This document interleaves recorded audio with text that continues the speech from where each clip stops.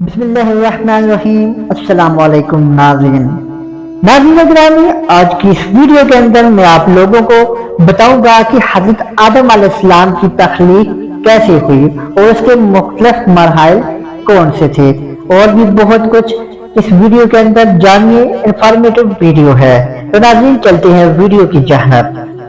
جب اللہ تعالی نے حضرت آدم علیہ السلام کو پیدا کرنے کا ارادہ فرمایا تو زمین سے ایک مشت مٹی لی گئی، پھر اس مٹی کو مختلف پانیوں سے گوندا گیا یہاں تک کہ وہ گارا بن گئی اور چپکنے لگی۔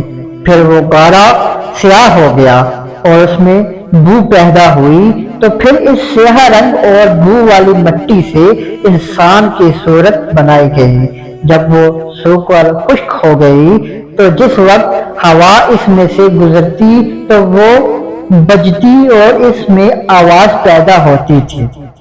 تخلیق آدم کے یہ مراحل قرآن کریم میں مختلف مقامات پر بیان کیے گئے ہیں۔ چنانچہ ایک مقام پر ارشاد فرمایا، بے شک عیسیٰ کی مثال اللہ کے نزدیک آدم کی طرح ہے، جسے اللہ نے مٹی سے بنایا، پھر اسے فرمایا ہو جا تو وہ فوراً ہو گیا۔ اور دوسرے مقام پر ارشاد فرمایا، اور بے شک ہم نے انسان کو چنی ہوئی مٹی سے بنایا۔ ایک اور جگہ ارشاد فرمایا، ملاحظہ فرمائے، وہ جس نے جو چیز بنائی خوب بنائی، اور انسان کی پیدائش کی ابتدا مٹی سے فرمائے۔ ایک اور جگہ ارشاد فرمایا، بے شک ہم نے انہیں چپکنے والی مٹی سے بنایا۔ حضرت عبداللہ بن مسعود رضی اللہ تعالی عنہ سے روایت ہے کہ فرشتوں سے مشورہ فرمانے کے بعد اللہ تعالی نے حضرت جبرائیل امین کو زمین کی طرف بھیجا تاکہ وہ اس سے مٹی لے کر آئیں، تو زمین نے کہا، میں اس سے اللہ تعالی کی پناہ چاہتی ہوں کہ مجھ سے کچھ کم کیا جائے یا میری کوئی چیز خراب کی جائے۔ حضرت جبرائیل امین مٹی لیے بغیر واپس لوٹ آئے اور عرض کی، اے میرے رب، زمین نے تیری پناہ طلب کی ہے، تو نے اسے پناہ دے دی۔ پھر اللہ تعالی نے حضرت میکائیل علیہ السلام کو بھیجا تو اس سے بھی زمین نے وہی کہا، تو انہوں نے اپنے پناہ دی اور لوٹ کر بارگاہ الہی میں وہی عرض کی جو حضرت جبرائیل علیہ السلام نے کی تھی۔ پھر اللہ تعالی نے حضرت جبرائیل امین کو بھیجا، پھر اللہ تعالی نے زمین پر حضرت اسرائیل علیہ السلام کو بھیجا۔ زمین نے ان سے پناہ طلب کی تو انہوں نے فرمایا، میں اس بات سے اللہ تعالیٰ کی پناہ طلب کرتا ہوں کہ اس کا حکم نافذ کیے بغیر واپس لوٹ جاؤں۔ چنانچہ انہوں نے سطح زمین سے مٹی لے لی۔ پوری روح زمین سے مختلف رنگوں اور مختلف صفات یہ حامل مٹی کی ایک مٹھی برابر مقدار جمع فرمائی گئی، اور یہی وجہ ہے کہ انسانوں کی صورت، سیرت، نفسیات اور تربیت بھی مختلف ہے، جیسے مٹی کی اقسام و خواص مختلف ہوتے ہیں۔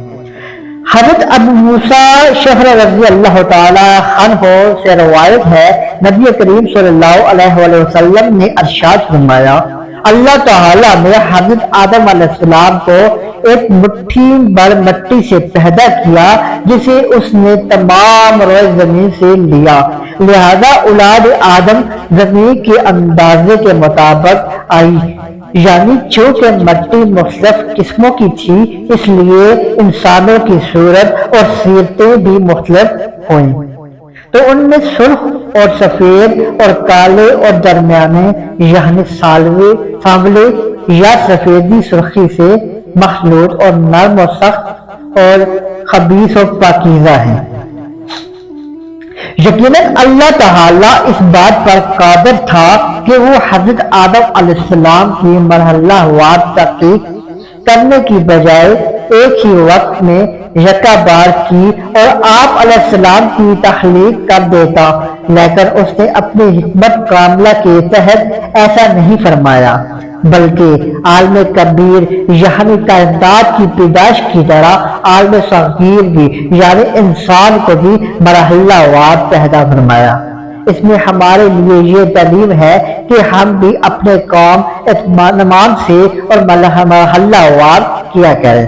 حضرت آدم علیہ السلام کی مٹی کو مکہ اور طائف کے درمیان مقام نعمان میں رکھا گیا اور مختلف مراحل سے گزرنے کے بعد جب اس مٹی میں انسانی صورت قبول کرنے کی صلاحیت پیدا ہو گئی تو اسے جنت میں لے جایا گیا، جہاں حضرت آدم علیہ السلام کی صورت بنائی گئی۔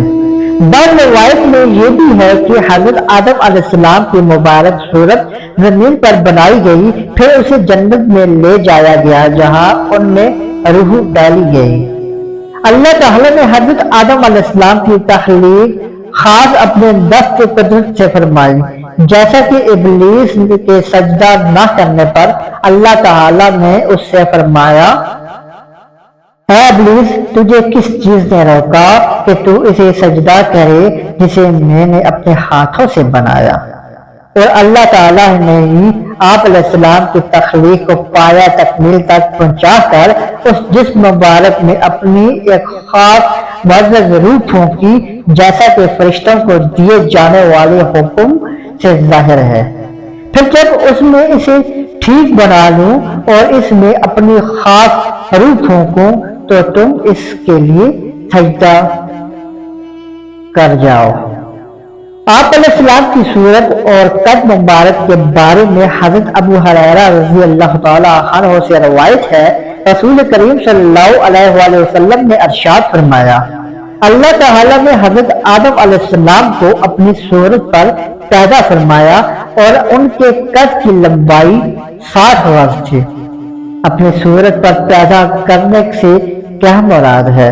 تو علماء نے فرمایا کہ اپنی صورت کے لفظ میں اگر ضمیر کا مرجع اللہ تعالیٰ ہے تو اس کا معنی ہے اللہ تعالیٰ نے حضرت آدم علیہ السلام کو اپنی پسندیدہ صورت پر پیدا فرمایا، یا یہ معنی ہے اللہ تعالیٰ نے حضرت آدم علیہ السلام کو اپنی صفات پر پیدا فرمایا کہ انہیں علم، تصور، سمع بصرہ اور قدرت وغیرہ سے سرفراز فرمایا۔ اور اگر اپنی صورت کے الفاظ میں ضمیر کا مرجع آدم علیہ السلام ہے تو اس کا معنی یہ ہوگا کہ اللہ تعالیٰ نے حضرت آدم علیہ السلام کو ان کی شکل و حیت پر پیدا فرمایا، یعنی جس شکل میں انہیں رہنا تھا شروع ہی سے انہیں وہ شکل دی گئی، دوسروں کی طرح نہ کیا کہ پہلے بچے ہوں پھر جوان پھر بوڑھے وغیرہ۔ یا یہ معنی ہے کہ اللہ تعالیٰ نے حضرت آدم علیہ السلام کو ان کی صفت پر پیدا کیا کہ وہ شروع ہی سے عالم اور عارف، ہدایت یافتہ اور نیک تھے۔ جس جہاں گز سے مراد شرعی گز یعنی 1 ہاتھ 1.5 فٹ ہے، یعنی آدم علیہ السلام 7 ہاتھ 9 فٹ کے ہی پیدا ہوئے۔ دوسرے انسانوں کی طرح نہیں کہ پہلے بہت چھوٹے پیدا ہوتے ہیں پھر بڑھتے رہتے ہیں، کیونکہ آپ علیہ السلام کی پیدائش ماں باپ سے نہیں تھی، اس لیے چھوٹا پیدا کرنے کی حاجت نہیں تھی۔ نیز بظاہر اتنا لمبا قد عجیب اور ناممکن معلوم ہوتا ہے، لیکن اللہ تعالیٰ کی قدرت پر نظر کی جائے تو نہ یہ عجیب ہے اور نہ ہی ناممکن، کیونکہ اللہ تعالیٰ اتنی لمبی قامت والا انسان بنانے پر خوب قادر ہے۔ مذکورہ بالا احادیث پاک کے آخر میں جو بھی جنت میں جائے گا وہ حضرت آدم علیہ السلام کی صورت پر ہوگا اور اس کا 60 گز قد ہوگا۔ پھر حضرت آدم علیہ السلام کے بعد اب تک مخلوق قد و قامت کم ہوتی رہی ہے۔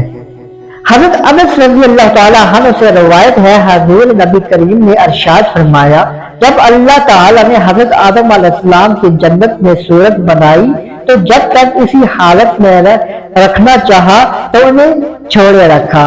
ابلیس ان کے آس پاس گردش کرنے لگا، وہ دیکھتا تھا یہ کیا چیز ہے، کہ جب اس نے انہیں خالی پیٹ دیکھا تو سمجھ گیا یہ ایسی مخلوق پیدا کی گئی جو اپنے اوپر قابو نہ رکھیں گے۔ اپنے اوپر قابو نہ رکھنے سے ابلیس کی مراد یہ تھی کہ مخلوق شہوت اور غصہ کے وقت اپنے نفس پر قابو نہ رکھے گی اور شیطانی وسوسے انسانی سے دور کر سکے گی۔ یہاں سوال پیدا ہوتا ہے کہ ابلیس نے مذکورہ بالا اندازہ کیسے لگایا، اور اس کا جواب یہ ہے کہ ابلیس چونکہ بہت بڑا عالم تھا، اس لیے وہ تخلیق کی حکمتوں اور سبب و مسبب میں ارتباط کا علم رکھتا تھا۔ چنانچہ جب اس نے حضرت آدم علیہ السلام کے قالب میں پیٹ کی خالی جگہ دیکھی جسے بڑھا جا سکتا تھا، یوں ہی جب یہ دیکھا کہ انسان کی رگوں میں خون کے ساتھ دوڑنا اس کے پیٹ اور شرمگاہ کی شہوت کو ابھارنا اور وسوسے سے ڈالنا ممکن ہے، تو اس اسباب کی بنیاد پر اس نے اندازہ لگایا کہ یہ مخلوق اپنے اوپر قابو نہ رکھ سکے گی۔ بھوک کے وقت اسے غذا، اسے صبر نہ ہوگا، غصے اور شہوت کے وقت نفس کو دبانے پر قدرت نہ ہوگی، اور خود سے وسوسے دور کرنا بھی اس کے لیے بے حد دشوار ہوگا۔ مسلم شریف کی ایک روایت میں ہے، اللہ تعالیٰ نے حضرت آدم علیہ السلام کو مخلوق کے آخر میں جمعہ کے دن حسر کے بعد دن کی آخری ساعت میں عصر سے لے کر رات کے درمیان میں پیدا فرمایا۔ یہاں حضرت آدم علیہ السلام کی پیدائش سے مراد یا تو ان کے جسم شریف کی تکمیل ہے یا جسم شریف میں روح پھونکنا مراد ہے، کیونکہ حضرت آدم علیہ السلام کے جسم کی ساخت تو بہت عرصہ تک ہوتی رہی۔ ہر قسم کی مٹی کا پانی کا جمع فرمانا اور اس کا خمیر کرنا، پھر اعزاز ظاہری باطنی کا بنانا، پھر بہت زور تک سکھانا، اس میں بہت دن لگے، یہ ایک دن اور ایک ساعت میں نہیں ہوا۔ حضرت ابو ہریرہ رضی اللہ تعالی عنہ سے روایت ہے، حضور نے ارشاد فرمایا، بہترین دن جس میں سورج نکلے وہ جمعہ کا دن ہے۔ اسی دن حضرت آدم علیہ السلام کو پیدا کیا گیا، اسی دن انہیں جنت سے زمین پر اتارا گیا، اسی دن ان کی دعا قبول فرمائی گئی، اسی دن ان کی وفات ہوئی اور اسی دن قیامت ہو گئی۔ حضرت انس بن مالک رضی اللہ تعالی عنہ سے روایت ہے کہ رسول کریم صلی اللہ علیہ وسلم نے ارشاد فرمایا، جب اللہ تعالی نے حضرت آدم علیہ السلام میں روح ڈالی اور روح ان کے سر تک پہنچی تو انہیں چیخ آ گئی۔ آپ علیہ السلام نے کہا، الحمدللہ رب العالمین، سب تعریفیں اللہ کے لیے ہیں جو تمام جہانوں کا پالنے والا ہے۔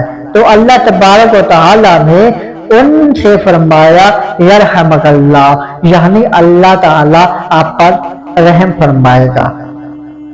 حضرت ابو ہریرہ رضی اللہ تعالیٰ عنہ سے روایت ہے، رسول اللہ صلی اللہ علیہ وسلم نے ارشاد فرمایا، جب اللہ تعالیٰ نے حضرت آدم علیہ السلام کو پیدا کیا تو فرمایا، جاؤ ان لوگوں پر سلام کرو جو کہ فرشتوں کی ایک جماعت ہے، بیٹھی ہوئی ہے، اور غور سے سننا کہ وہ تمہیں کیا جواب دیتے ہیں، پھر وہی تمہارا اور تمہاری اولاد کا سلام ہوگا۔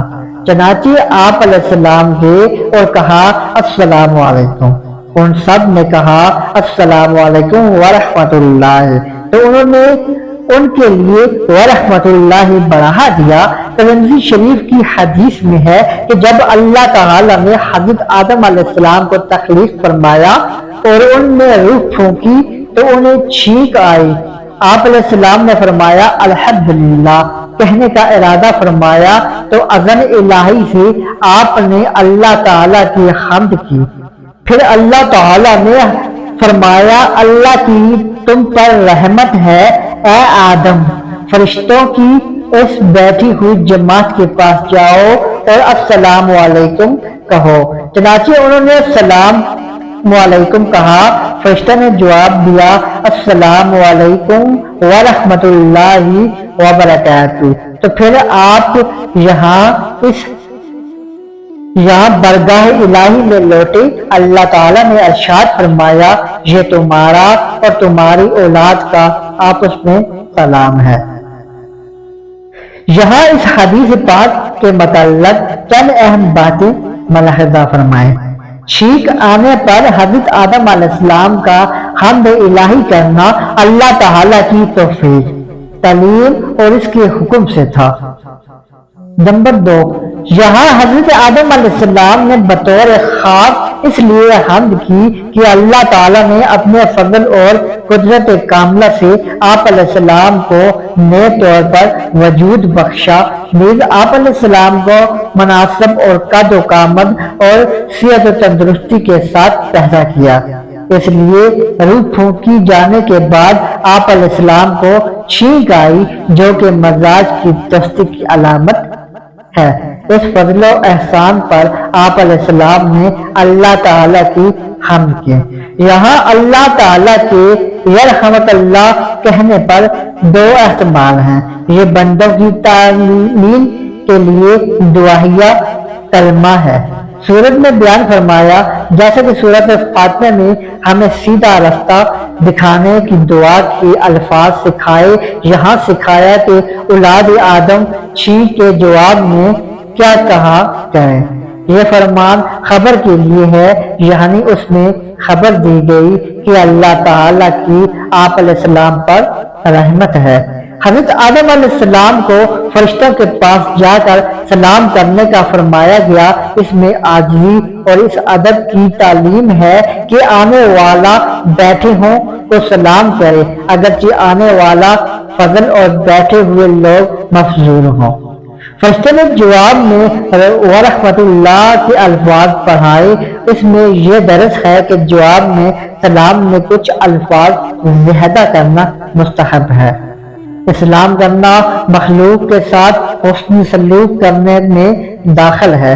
سلام کرنے سے محبت اور مسلمان بھائیوں کے دلوں میں الفت پیدا کرنے کا دروازہ کھلتا ہے اور یہ چیز کمال ایمان کی طرف لے جاتی ہے۔ ملاقات کے وقت سلام کرنا بہت پرانی سنت ہے۔ اپنے رب کی طرف لوٹنے سے مراد یہ ہے کہ حصول برکت کے لیے اس جگہ پر لوٹے جہاں پہلے رب تعالیٰ سے کلام کیا تھا، ورنہ رب تعالیٰ کی رحمت و قدرت ہر جگہ ہے۔